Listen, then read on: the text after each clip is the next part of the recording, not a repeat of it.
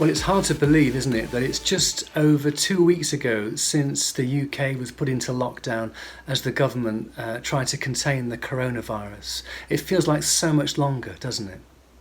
And of course, as we're looking to the future, none of us really has a sense of how long this is going to take. It's a strange time of uncertainty and unease.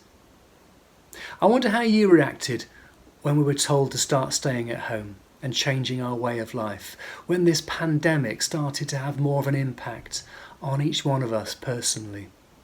Some people panicked and apparently they bought all the toilet paper, flour, eggs and baked beans. I'm not sure what kind of party they were planning. Others were overcome by fear, terrified of being near anybody else, paralysed by anxiety. And who can blame them when you watch the news?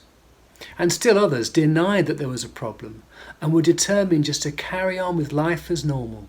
And we still see people doing this now as they try and get together for barbecues and parties in public spaces. I wonder how the Christian, the follower of Jesus, is to respond and react to this current crisis. Well, we find ourselves currently in Holy Week, the week leading up to Jesus dying on the cross on Good Friday and rising to new life on Sunday. And this is a book that I read most years during Holy Week. It's written by Timothy Radcliffe, a Dominican friar, and it's called 7 Last Words. And it just opens up the 7 last things that Jesus said before he died. I'm going to look at the second of those 7 words today.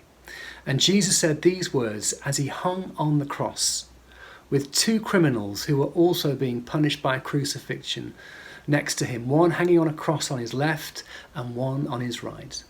And we can pick this up in Luke chapter 23, reading from verse 39. One of the criminals who hung there hurled insults at Jesus. "Aren't you the Messiah? Save yourself and us." But the other criminal rebuked him. "Don't you fear God," he said, "since you're under the same sentence. We are punished justly, for we're getting what our deeds deserve. But this man has done nothing wrong." Then he said, "Jesus, remember me when you come into your kingdom." Jesus answered him, "Truly I tell you, today you will be with me in paradise." I find such hope in these words. Today you will be with me in paradise. It reminds me that in our darkest and most desperate hour, if we're with Jesus, then we're in the presence of hope. And it's so typical of Jesus as he reaches what must have been for him a very low point, a place of pain and exhaustion as his body finally succumbs and gives in to death, that he'd speak these words of life and hope. Today you will be with me in paradise, light breaking into the darkness. I was reading something the other day that suggested that charismatic churches, a bit like St. John's, often understand hope much more in terms of a present reality than a future expectation. It's probably something to do with the fact that we treasure so strongly the presence of God with us here and now.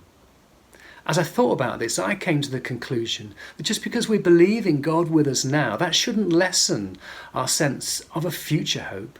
In fact, it should increase our sense of a hope both now and in the future. A sense of hope now because God is with us. One of his most precious promises is, "I am always with you. I will never leave you nor forsake you." And how we need to know that God is with us today. But we also have a future hope because the one who is with us is unchanging. He who was and is to come. As the old hymn puts it, we have strength for today and bright hope for tomorrow. Great is your faithfulness, God. And just as the criminal who hung next to Jesus puts his hope in Jesus, so we can too. Jesus says to him, "Today you will be with me in paradise." Now remember, this is Good Friday when Jesus says this. He doesn't say in a couple of days on Sunday you'll be with me in paradise. Jesus says, "Today you'll be with me." He's revealing to us God's idea of time, which is very different to our idea of time. Listen to what Timothy Radcliffe says in his book. God lives in the today of eternity.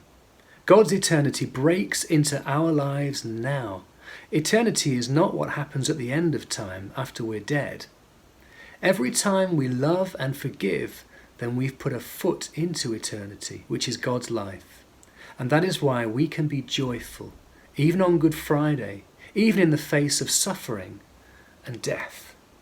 We're invited to step into God's eternity today. Today you will be with me in paradise. Another translation or understanding of this concept of paradise is a walled garden. And this takes us straight back to the beginning of the Bible, to the garden in the book of Genesis, where people and God live together in perfect harmony, in complete and joyful relationship before the fall, before things go wrong. But this garden also makes us look ahead to the promise of paradise eternal. Listen to these words from Revelation chapter 21. Then I saw a new heaven and a new earth, for the first heaven and the first earth had passed away, and there was no longer any sea. I saw the holy city, the new Jerusalem, coming down out of heaven from God, prepared as a bride beautifully dressed for her husband. And I heard a loud voice from the throne saying, "Look, God's dwelling place is now among the people, and he will dwell with them. They will be his people, and God himself will be with them and be their God. He will wipe away every tear from their eyes. There will be no more death or mourning or crying or pain, for the old order of things has passed away." He who was seated on the throne said, "I am making everything new." What a great hope there is for those who hope in Jesus. We're not actually told what the criminal who died next to Jesus did to deserve his punishment. But tradition calls him the good thief, which is a great name for him because he's learned to take what is not his to take. What he has not earned himself, he is able to enjoy. Maybe you're watching this right now and you don't know the love and the hope of Jesus that I keep talking about. Maybe you feel far from God, like you've blown it, like you know that you could never measure up. I know so many people who say they are unable to come to God. They feel unable to come to God because they just don't feel good enough.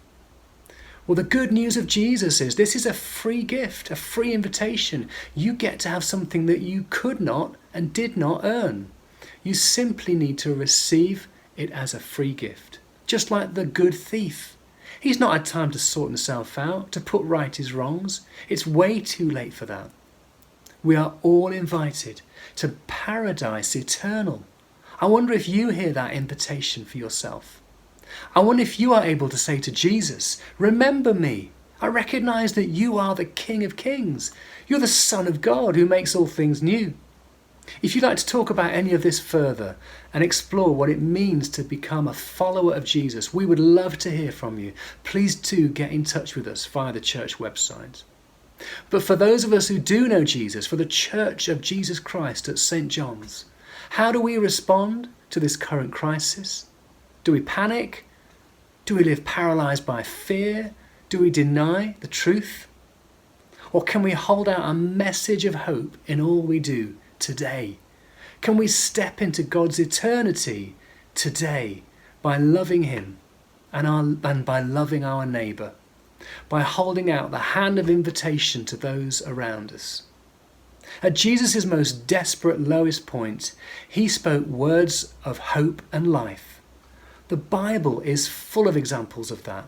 John's Gospel puts it like this: "The light shines in the darkness, and the darkness has not overcome it." Jesus says, "Today you will be with me in paradise." May we be bringers of life and hope wherever we are today. Amen.